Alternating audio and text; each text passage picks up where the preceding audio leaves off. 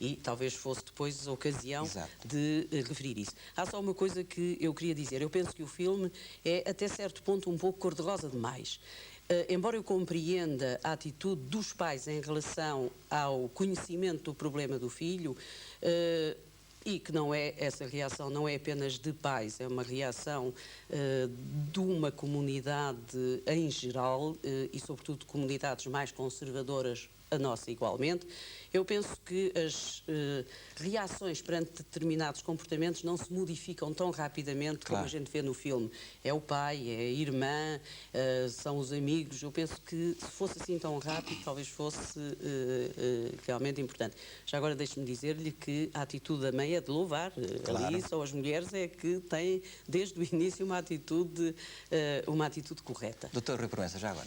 Pois, eu também acho que o filme tem um certo caráter didático, mostra uma situação realmente que é vulgar nos Estados Unidos da América, mas penso que temos que separar essa situação da homossexualidade da própria SIDA, uma vez que a SIDA é uma doença, como está demonstrado, que não só atinge os chamados grupos de risco, que são os homossexuais, os hemofílicos e os toxicómanos, mas também pode atingir toda a população em geral se não forem tomadas medidas de profilaxia e precaução contra uma doença que, como eu digo, não é panágio dos homossexuais. Aliás, tenho a impressão de que a primeira conclusão e a mais imediata é que não se pode pôr o estigma no homossexual em relação à SIDA. A SIDA... Pois, a SIDA começou nos homossexuais, como é sabido, mas começou apenas pelo facto de eles serem um grupo extremamente promíscuo, com muitos parceiros, e, portanto, com essa promiscuidade disseminarem uma doença que tudo leva a crer que hoje se possa meter dentro do campo das doenças transmitidas sexualmente. Simplesmente é uma doença muito séria e grave, e, portanto, o filme aborda, de resto, lá outras maneiras de transmitir a doença sem ser a homossexualidade, inclusivamente vê-se lá uma cena ou duas que dá a entender que há outras maneiras de... E eu penso é que é importante, nesta altura, estamos em 1986, não é? 87, exatamente, 6 anos depois da descoberta desta doença, é importante que haja informação para a população em geral que esta doença realmente pode ser transmitida à população. E talvez uma outra população, a não ser que modifiquem determinados talvez uma outra ilação imediata também, e parece-me que o filme nesse aspecto deu uma imagem correta, é de que a SIDA não se transmite pelo contacto da mãe, dar um abraço ou um beijo ao filho, ou essas coisas, não é? A SIDA transmite-se por permuta de fluidos orgânicos, pelo ato sexual ou por transmissão de sangue ou transfusão de sangue. Pois, estou convencido que é através... O contacto casual não tem qualquer... Exato, mas fundamentalmente pelo esperma e digamos, os fluidos vaginais. Quer dizer, no fundo, parece-me que essa é que é a transmissão. A transmissão é por via sanguínea. Isto via sanguínea. É o sangue contaminado. Uma ferida, portanto, não é? Exato, mas através de um contacto sexual. Eu penso que o que o Dr. Rui Proença disse é realmente importante. A SIDA não é uma doença de homossexuais. A SIDA não é uma doença de toxicodependentes. A SIDA é uma doença que pode afetar toda a população e hoje uma das grandes preocupações de quem investiga sobre a SIDA é exatamente a transmissão heterossexual. O que acontece com os toxicómanos e com os homossexuais é que as suas práticas permitem a introdução do vírus através de feridas e, portanto, através do sangue. É a prática homossexual, é a injeção endovenosa. Não podemos também dizer toxicodependentes, são toxicodependentes de drogas administradas por via endovenosa. Mas eu penso que é exatamente o que me parece que possa ser o perigo deste filme, é ainda continuar a pôr os homossexuais como o grupo de risco. É realmente o grupo de risco maior. A maior percentagem de... Mas não só. Mas não só. A maior percentagem de casos de SIDA observam-se, na maior parte dos países, não em todos, nos homo ou bissexuais. E esse é um ponto importante entre nós. É porque nós temos uma população de bissexuais. Os casos de SIDA que têm aparecido, há uma percentagem muito grande de bissexuais e aí a possibilidade da transmissão através da via heterossexual. Portanto, o aparecimento de casos em indivíduos que não pertencem aos grupos em risco de que falámos. Mas tem países como, por exemplo, a Espanha e a Itália, em que a maior percentagem de casos de SIDA se observa exatamente nos toxicodependentes. Como dizia o Dr. Rui Proença, eu penso que em 1987 a maior parte dos países já podem beneficiar da experiência dos outros, como estamos a beneficiar. Aliás, há uma grande troca. Há uma grande troca de informação. Há uma grande troca de informação através da Organização Mundial de Saúde, que tem um programa de vigilância da SIDA a nível da Europa, para o qual, neste momento, um grande número de países da Europa contribuem com informações, o que é importante porque compreende, é uma coletânea de informações que chegam a um sítio só. Portanto, não é a análise dos 46 casos portugueses, nem a análise dos 30 e tal casos gregos ou dos 300 e tal da Alemanha. É a análise dos milhares de casos que ocorrem em toda a Europa. Aliás, nos Estados Unidos fala-se em cerca de quase 2 milhões. Os Estados Unidos têm... Não. O que há nos Estados Unidos será um número dessa ordem que disse de indivíduos infectados. Porque não podemos confundir... e isso é muito importante, não podemos confundir o número de indivíduos infectados com o número de indivíduos doentes. Aliás, isso tem a ver com um personagem que aparece ali, com uma personagem que é, digamos... O Peter. O Peter, portanto, o amante do rapaz que acaba por ter contrair a SIDA. As pessoas, muita gente, eu próprio me interroguei, mas ele é só transmissor, então ele não pode... Pode vir eventualmente a ter a SIDA e pode nunca vir a ter a SIDA. Isto é preciso saber distinguir entre a infecção pelo vírus, que é muito maior do que o número de indivíduos que podem vir a adoecer com uma situação que também não é SIDA, que se designou erradamente como pré-SIDA, e era erradamente porque o pré-SIDA significaria que todos eles acabariam por ter SIDA. Não, chama-se para-SIDA, isto é, poderão eventualmente vir a ter. É difícil... Qual será o comportamento mais correto dele? Desses indivíduos? O comportamento mais correto em termos deles ou da comunidade? Deles em relação à comunidade.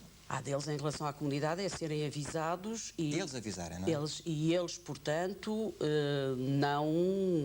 não terem relações sexuais com outros indivíduos, a não ser tomando determinadas precauções. Por outro lado, eles também têm que ser acompanhados e isso é uma parte que está importante no filme. É a necessidade de criar estruturas que acompanhem as pessoas que estão infectadas. Porque, repare, se me disserem agora, você está infectada com o vírus da SIDA, eu penso que a preocupação que se instala em mim é muito grande e é necessário que acompanhemos as pessoas no sentido de lhes darem uma visão não demasiado pessimista do que possa ser a sua evolução. Este problema de acompanhamento é um problema também importante, porque não pode ser feito por qualquer pessoa, tem que ser feito, e reparou que no filme era feito por alguém, que era aquela psicóloga, penso eu, que tem que saber dizer o que é que... saber dizer o que deve dizer às pessoas. Não só aos infectados, não só aos doentes propriamente ditos, mas aos infectados também. Esse acompanhamento em Portugal, doutor Proença? Pois ainda é escasso, na medida que esta doença, pois é evidente que temos um benéfico atraso em relação aos Estados Unidos da América, que eu calculo em cerca de 4 anos. E, portanto, é desse atraso que nós podemos beneficiar se nesta altura houver uma campanha de informação correta e que diga os últimos dados sobre a doença, na medida que, por exemplo, nos Estados Unidos da América, cerca de 3,8% dos casos registados já são de transmissão heterossexual e pensa-se que esse número possa dobrar dentro dos próximos anos. É evidente que isto é uma doença preocupante e, portanto, que temos que fazer uma profilaxia dessa doença. E é evidente também que é preciso, de certa maneira, que as pessoas não fiquem, quer dizer, despreocupadas com a existência da doença só pelo facto de se notificar um pequeno número de casos em Portugal, que, salvo erro, são 46 casos. 46, tanto os últimos dados que eu tenho são de 46. São de 46, mas, no entanto, estes são casos com a doença com toda a sua expressão. Exatamente. Há, com certeza, mais portadores do que esses. E é, portanto, nesta altura, penso que se devem tomar medidas adequadas para que a informação... Fala-se aqui em 11% de hemofílicos que terão que conter. Não tenho números corretos sobre o assunto, talvez a doutora Laura Aires tenha melhores números do que eu, mas... Fala-se aqui também em 17% de indivíduos sem risco conhecido e, estranhamente, dizem aqui, foi o Secretário de Estado da Saúde que disse isto na sexta-feira passada na interpelação ao Governo, apenas 7% de toxicodependentes. Ele diz que é muito significativo porque contraria os valores europeus. Bem, os valores que estão aí apresentados pelo Secretário de Estado da Saúde são inteiramente verdadeiros porque foram fornecidos pelo grupo de trabalho da CID. Por si, portanto. Por mim, pelo grupo de trabalho.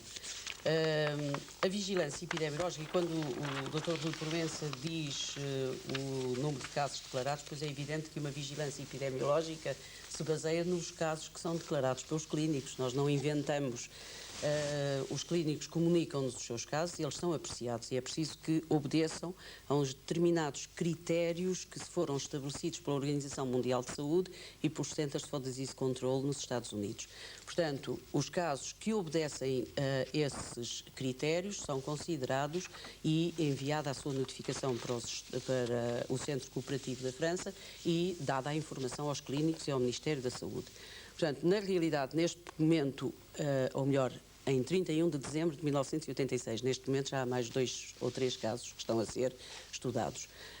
Havia 46 casos de SIDA perfeitamente desenvolvida.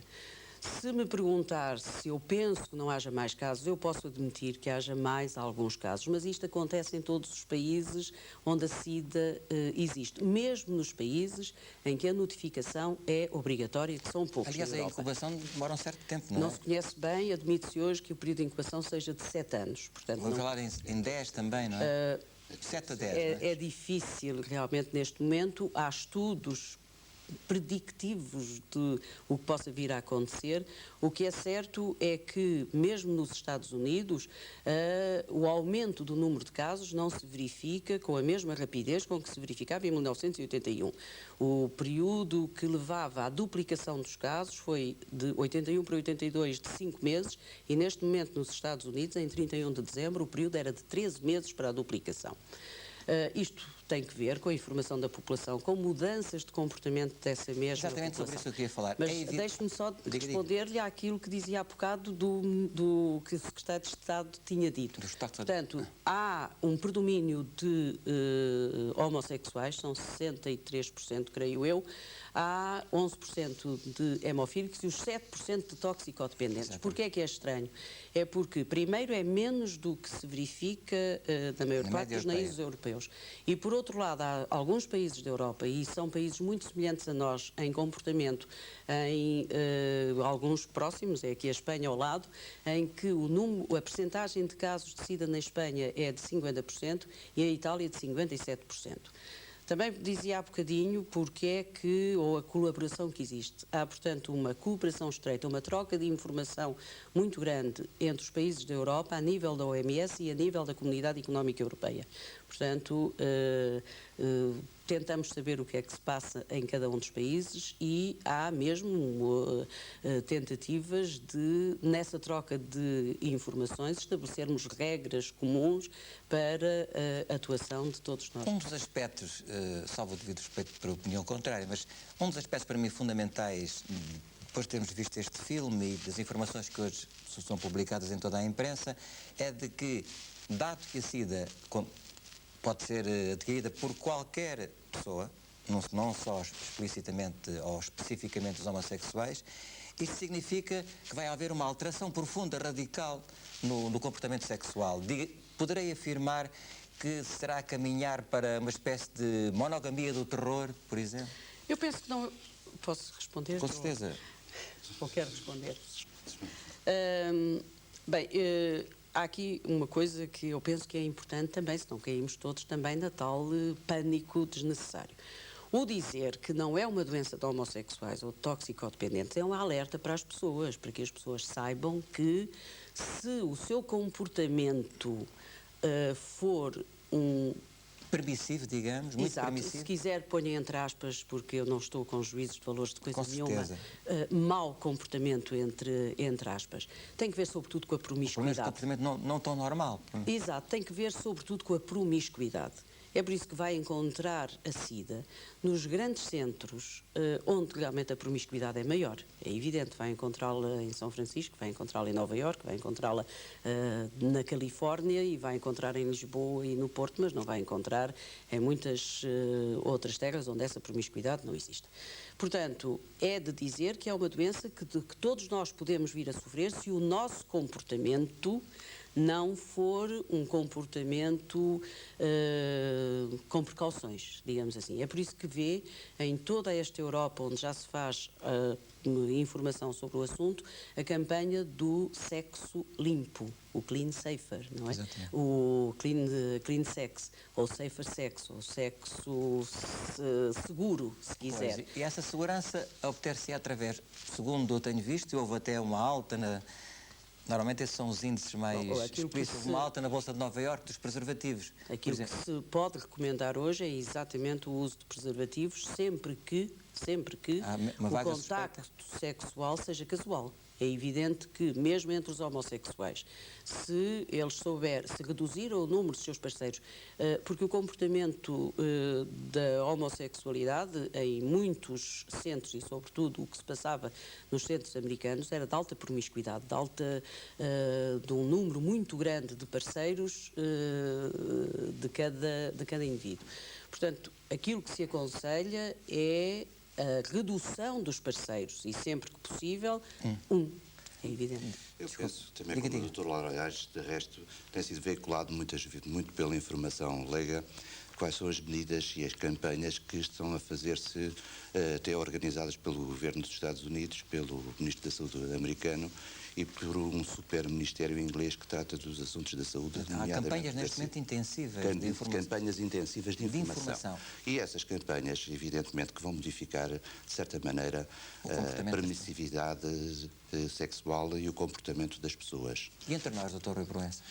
Entre nós, eu espero que estas campanhas também comecem dentro de pouco tempo, pelo menos foi-me prometido aqui ao lado pela doutora Laura Aires, que já está neste momento em estudo ou em apreciação uma campanha sobre a mentalização da população para os riscos da promiscuidade sexual. Eu tenho aqui indicação, por exemplo, do Governo de que vão desencadear-se fundamentalmente, digamos, apoios aos centros de estudo, consultas hospitalares e rastreios, campanhas de informação dirigidas aos grupos toxicodependentes de drogas administradas por via endovenosa. E diz aqui, quanto a este último caso, as campanhas focarão sobretudo dois aspectos essenciais: a necessidade de utilização de seringas descartáveis, bem como do uso de preservativos. Portanto, isto é, digamos, em linhas muito gerais, aquilo que o Governo pensa fazer neste momento. Mas acha que isto é suficiente? Deixe-me só dizer-lhe aí, porque temos estado aqui a falar em preservativos e em homossexuais, e esquecemos-nos de um outro grupo de grande risco que também tem que ser muito bem informado, os toxicodependentes. Por causa das... O caso do uso de seringas contaminadas.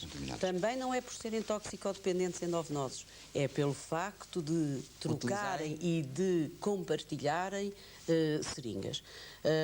Há países que têm chegado ao ponto de oferecerem seringas, quer dizer, de darem seringas aos toxicodependentes. Há outros países que são em absoluto contra isto. Há países que entram na campanha, nos programas da metadona, que é exatamente para não combate a toxicodependência, mas pelo menos evita o problema da troca de seringas. Por outro lado, podemos não chegar à dádiva da seringa ao toxicodependente, mas podemos pelo menos fazer uma campanha para que as seringas não sejam recusadas à sua venda nas farmácias aos toxicodependentes. Porque há duas coisas. Uma é a campanha contra a toxicodependência, outra será o evitar a SIDA nos toxicodependentes. Porque há muitos farmacêuticos que hesitam em vender essas seringas. Não as vendem. Mas devem vendê-las. Deveriam vendê-las, em minha opinião. Esse é o conceito. Quanto à campanha que falava aqui o Dr. Rui Proença, foi aprovada pela Sra. Ministra da Saúde o programa para 1987, proposto pelo Grupo de Trabalho da SIDA. Essa campanha baseia-se fundamentalmente numa vigilância epidemiológica que cada vez seja mais perfeita, isto é, cada vez nós consigamos estabelecer um diálogo com os clínicos no sentido deles nos informarem com verdade do que se passa. É evidente que esta verdade às vezes é difícil, e é difícil porque a doença... profissional... Não é o segredo profissional, nada, porque nós não queremos nomes. É muitos clínicos considerarem que a doença, ou melhor, a população considerar que a doença é vergonhosa, porque é uma doença de transmissão sexual. O Dr. Rui Proença dizia há bocadinho que a podíamos incluir. Incluímos-la nas doenças de transmissão sexual. Portanto, os clínicos... É uma doença de comportamento, não é? É uma doença de comportamento. É por isso que as campanhas de informação, nós vamos fazê-las, mas podemos até ter alguma dúvida sobre se elas resultarão inteiramente, porque tudo o que é doença ligada a comportamentos dos indivíduos é muito difícil modificá-los. Toda a gente sabe que o fumo provoca o cancro do pulmão, toda a gente sabe que o consumo exagerado de sal e de açúcar mata por doenças de coração, mas as pessoas continuam a comer açúcar. É um trabalho muito lento. E, sobretudo, as doenças de transmissão sexual. E não entende que deveria começar-se mais cedo esse ensino, essa informação? É evidente. Nas escolas, crianças? Tal como a geometria ou a aritmética, por exemplo, ou a gramática? Bem, eu penso que os países têm começado, sobretudo, através de ensino universitário. Ou também um pouco mais cedo no liceu, se quiser. Assim, crianças, talvez. Mas aí não a educação seja ainda sexual, necessário. sim. Aí talvez a educação sexual. Há educação sexual, certamente. Não só a educação sexual. Diga. Também medidas de prevenção, segundo eu penso, pelo menos foi o que eu li em jornais ingleses, que estão a ser ativamente promovidas nos liceus ingleses. E de tal maneira que, como eu digo, os ministros da Saúde britânicos está muito preocupado com o assunto, que tem um impacto social muito grande e pode ter também, até inclusivamente, um impacto económico enorme nas estruturas da saúde, uma vez que um doente com SIDA é um doente altamente dispendioso que vai obrigar a hospitalizações muito prolongadas e a tratamento muito dispendiosos. E, portanto, não é só por uma questão de saúde pública... Esse até que hoje acaba por ser, digamos, a não ser do ponto de vista de investigação, acaba por ser nulo, porque até hoje... Pois, há esperanças em alguns produtos que estão neste momento em investigação, particularmente nos Estados Unidos da América. Há esperanças em alguns desses produtos, mas essas esperanças não sabemos ainda se serão inteiramente fundadas, porque esses produtos estão em ensaio, têm que ser ensaiados durante muito tempo e, por outro lado, o número de amostras ou o número de medicamentos disponíveis para tratamento é extremamente escasso e, segundo penso, o produto que está neste momento mais talvez na berra como possível terapêutica parcial da SIDA, neste momento parece-me que foram enviadas para a Inglaterra apenas cerca de poucas dezenas de unidades de tratamento, portanto, que dará para tratamento de umas dezenas de indivíduos apenas. Doutor Rui Proença, que conselhos é que daria, assim, em termos muito gerais, no sentido das pessoas terem precauções em relação à SIDA? À SIDA. Bem, eu sou um médico hospitalar e, portanto, eu vejo realmente doentes com SIDA e seguimos doentes com SIDA, já depois. Portanto, de certa maneira, isso é uma tarefa que a gente tem que partilhar e compartilhar, mas não é uma tarefa que tenha que partir de nós. O que eu posso apenas referir-me é à experiência no estrangeiro e que estão a fazer campanhas sobre o sexo seguro com meios audiovisuais de grande impacto na população, nomeadamente por meios televisivos, a informar toda a população que poderá estar em risco se não modificar, de certa maneira, as suas regras de ser e não tomar precauções. Pois, está de acordo? Eu estou de acordo que é preciso informar, digamos, é o problema fundamental a a informação. palavra-chave da Organização Mundial de Saúde, que num filme que tem passado, é exatamente as 5 regras para combater a SIDA. São informação, informação, informação, informação, informação. Bem, É evidente que a informação, e isso os países da Comunidade Europeia reunidos no mês passado no Luxemburgo, discutiram isto muito e entendem que a informação tem que ser dada. Mas tem que ser dada tendo em conta as possibilidades do país e a cultura do país. Também não podemos copiar cegamente o que se passa num país para outro. E isto foi muito marcado. Estava há bocado a dizer-lhe qual é o programa que temos. É, portanto, da vigilância epidemiológica, essa é fundamental. É fundamental e eu, se pudesse fazer neste momento um apelo aos clínicos para que nos notificassem os casos que têm e vamos exatamente tentar obter informação sobre os infectados e sobre os tais casos de parasida que atualmente não são, a notificação não é obtida. E dizia há pouco o segredo profissional, não há segredo profissional porque nós não recebemos nomes de doentes. Para nós o doente vem sob um código e nunca sabemos se é o senhor A ou o senhor B, portanto não há... Só um parênteses, talvez um bocado anedótico, mas esse excesso de informação não poderá, eventualmente, digamos, tender a uma espécie de sexofobia? Penso que não. Não? Penso que não. Só será sexofobia se realmente só acharmos que é o homossexual ou o sexo que está em causa. Por outro lado, que não é o caso. Por outro lado, a nossa campanha, que irá iniciar-se no próximo mês, começará por ser uma campanha em relação aos clínicos gerais, porque os clínicos gerais, e muitos deles me têm dito, estão mal informados.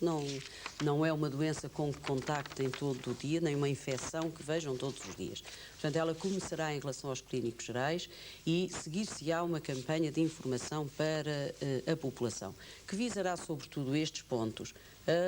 SIDA não é uma doença de homossexuais e toxicómanos, é uma doença de todos nós que exige um determinado comportamento.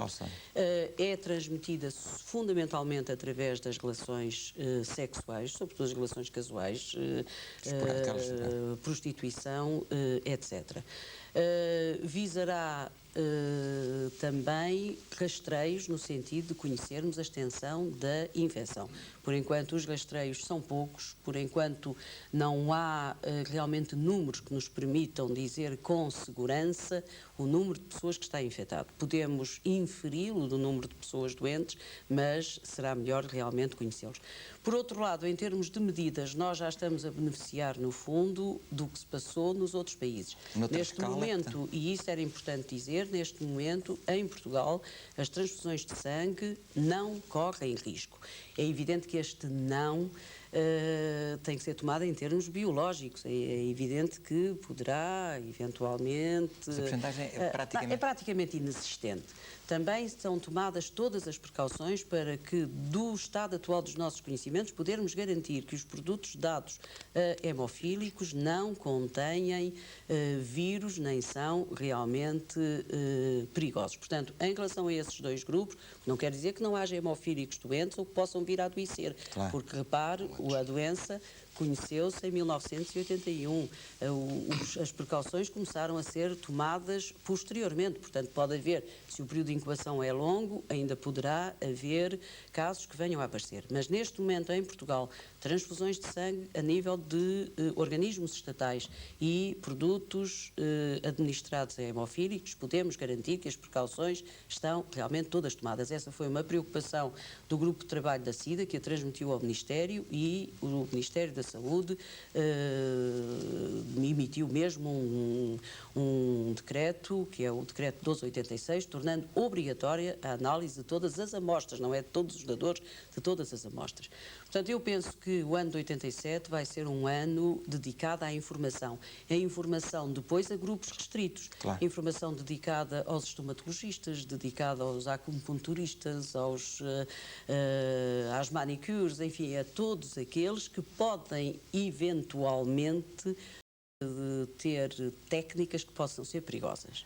Dr. Rui Proença, portanto, nessa informação, e o senhor contacta com tantos doentes de SIDA, tantos, alguns, também é necessário talvez sublinhar que não se devem correr terrores excessivos. Por exemplo, eu sei que não há perigo de contágio, por exemplo, em casas de banho, Sim, contágio no fundo as pessoas ficam em pânico e não querem ter contacto nenhum com o doente, isso é tudo errado. O casual não oferece perigo e, como disse, e torno a repetir, e já disse a doutora Laurés, e como disse também, a transmissão dá-se realmente por única e exclusivamente, ou por secreções vaginais. De outra maneira não há possibilidade, ou praticamente não há possibilidade de transmissão. Qual é, neste momento, o estado de espírito, tanto da pessoa que está em contacto com os doentes de SIDA, como a investigadora? Quais são as perspectivas? Quer dizer, no fundo, é evidente que não poderemos nunca ser otimistas, mas poderá, a curto prazo, admitir-se a hipótese de encontrar, digamos, não digo uma cura total e imediata, mas um paliativo para este drama? O que é que chama curto prazo? Menor que os 7 anos, porque isso é uma... Eu penso que sim. Eu penso que se passou com esta doença algo que não se passou com nenhuma outra doença infecciosa. Foi muito rapidamente. Exato. Repare que a doença é detectada em 1981. Em 1983 o agente é isolado e tem sido possível estudá-lo a partir daí. Conhece-se hoje, em 1987, os grupos de maior risco. Conhece-se transmissão, como é feita. Portanto, penso, e o número de indivíduos que neste momento investigam, quer nos Estados Unidos, quer na Europa, sobretudo o grupo do Instituto Pasteur de Paris, penso que nos dá a esperança de que rapidamente possa surgir uma vacina que proteja contra a doença. Já há perspectivas da vacina, portanto? Há perspectivas. Como, por outro lado, em termos de tratamento, há já alguns medicamentos que estão a ser experimentados e que poderão oferecer, eventualmente, alguma esperança. Portanto, eu penso que este curto período de tempo entre doença conhecida, agente isolado e conhecimento da epidemiologia da situação poderá realmente fazer-nos ter esperança de que num período curto de tempo, embora este curto seja relativo, vamos encontrar uma solução para o problema. Em relação àquele outro ponto que eu tinha dito da comunidade, eu penso que realmente era de acentuar e aproveitando a oportunidade de um número, como disse, muito grande de pessoas que nos estarão a ouvir, de que não há razão nem para que o pessoal de saúde tenha aquela reação que houve, que eu penso que é exagerada no filme. Eu penso, apesar de tudo, presto homenagem aos trabalhadores de saúde e aos enfermeiros e maqueiros, etc., que não se passará nem entre nós aquilo, por mais histeria que exista em relação à doença. Penso que aquilo é um bocadinho exagerado. Portanto, não há realmente perigo, desde que se tomem determinadas, que o pessoal de saúde saiba como deve mexer nos produtos do doente. E como viu, e muito bem, e é um problema que teremos que discutir com os hospitais, as necessidades que têm neste aspecto. Repare que aquele enfermeiro, quando recolhia os objetos do doente, os recolhia com luvas, a máscara talvez fosse um pouco exagerado, mas enfim, de qualquer maneira tomava precauções. Não há realmente perigo no contacto social, do aperto de mão, do beijo, não há perigo nos restaurantes, não há perigo nos lavabos públicos. O que não quer dizer que nos lavabos públicos não haja perigo de outras doenças de transmissão sexual. Eu penso que a higiene é algo que deveria estar na nossa cabeça, sempre, e na nossa atitude. Não só por causa da SIDA. Não, exatamente. As medidas de higiene devem ser algo que nós devemos realmente educar então as criancinhas desde sempre, para que determinados comportamentos não higiênicos não se façam, mas não é realmente só porque existe a SIDA. Só se a SIDA será um elemento benéfico para nos levar a uma melhoria. Há também outra coisa, e aproveitando aqui o Dr. Rui Proença, uma coisa que achei muito importante, que foi a atitude do médico em relação ao caso que lhe estava presente e que é aquela tentativa de conhecer as características epidemiológicas em relação àquele indivíduo e de fazer também algum ensinamento. Eu penso que os médicos hospitalares também podem ser de grande ajuda em termos de informação, não só de informação dos casos, mas de informação ao doente e às famílias dos doentes. De resto, eu penso que no Hospital Cura e Cabral já existe uma consulta de atendimento de doentes infecciosas, onde ainda não perfeitamente desenvolvida. Mas exclusivamente para a SIDA ou para... Não, em geral, as doenças infecciosas em geral. E agora, voltando atrás, quando me perguntou há bocadinho o que é que iria acontecer à SIDA, não é? Costumo estar a fazer futurologia, até porque as maiores autoridades sobre a matéria têm sempre dois cenários que apresentam. Um cenário otimista, em que há uma vacina, em que há tratamentos e em que há tudo o resto. E um cenário pessimista, em que essa vacina, depois de demorar alguns anos ainda, não se saberá quais são os grupos ou quais a quem vai ser administrada e quais os riscos que terá. E quanto ao tratamento, depois também não haverá uma substância milagrosa, não é? Uma substância milagrosa. E, portanto, de certa maneira, essa perspectiva pessimista apoia-se em alguns dados que são colhidos em determinadas regiões da África Central, onde parece que a situação já ultrapassou há muito as barreiras dos grupos de risco, em que a proporção de casos masculinos e femininos é praticamente idêntica. E, portanto, em que nem sequer parece haver qualquer fator de homossexualidade nessas populações. Portanto, e concluindo, a recomendação da Organização Mundial de Saúde, informação, informação, informação. Esperemos que os senhores que são responsáveis tenham funções de responsabilidade e que o Governo também participe nessa campanha de informação para a qual nós demos também esta noite uma pequena contribuição. Queria acrescentar alguma coisa? Queria acrescentar uma coisa, é que então eu pedi à Rádio Televisão que pensasse na possibilidade de programas mais frequentes em relação à SIDA, visto que haverá realmente matéria para isso e é uma maneira de chegarmos rapidamente a um número muito grande de indivíduos que poderão ficar informados. Doutora Laura Arpes, Doutor Rui Proença, muito obrigado. A Rádio Televisão Portuguesa agradece imenso a vossa presença aqui e, sobretudo, o contributo, a informação que acabam de prestar a esta audiência da lotação esgotada. Muito boa noite e muito obrigado. Muito obrigada a nós. Até mais.